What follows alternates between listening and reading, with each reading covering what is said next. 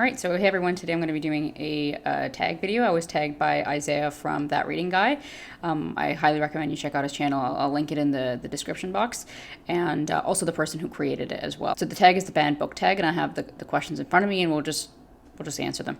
First question is, do you intentionally read banned books? Why or why not? I don't know, it just doesn't really factor into the decision for me to pick it up, basically. It's not something I think about actively ever.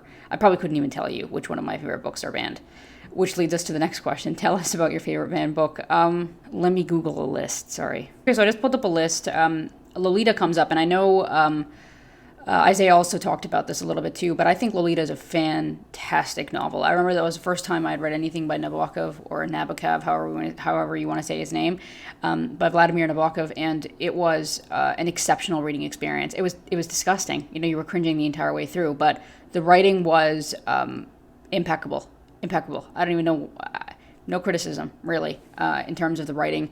But yeah, it's a difficult read, and I can see why it was banned. But yeah, probably from the list, my very, cursory investigation just now has led me to think that Lolita is probably the one banned book that comes to mind that I quite enjoyed.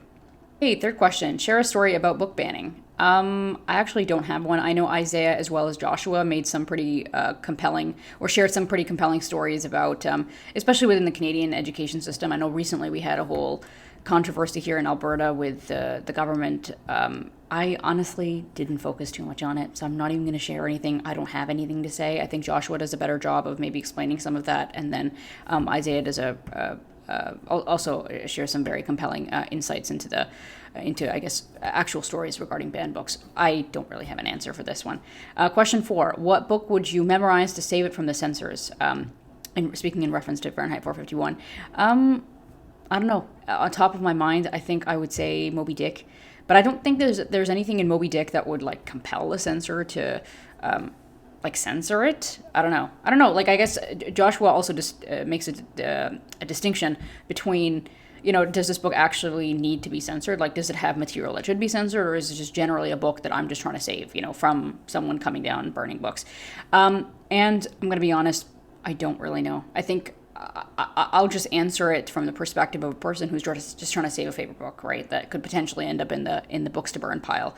To which I would say maybe Moby Dick. I would memorize all of Moby Dick to save it and keep it for future generations.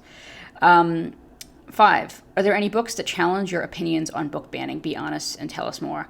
No, I don't know. I don't really read a whole lot of banned books, but I think that I am pretty much of the firm opinion that you can write whatever, and I don't think that books should be banned. You be the judge of that. We live in a, hopefully, I don't want to say a critical society, but I don't know. I think that there is a value in, there's many books that I don't necessarily agree with, but they made me think. So I don't think that there's any book that should be banned.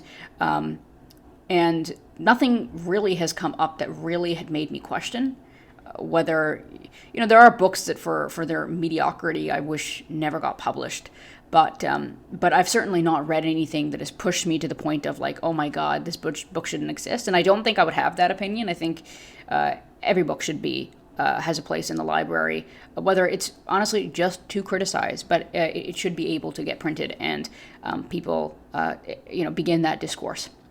And the final question is to tag people, and I will probably tag some people in the description box. I have to probably do a scan of the people that have already been tagged, and anyone else that I watched that probably hasn't been tagged, and then I'll include those individuals in the description box. So nice, short, sweet tag. Thanks so much for tagging me, Isaiah, and yeah, thank you so much for watching.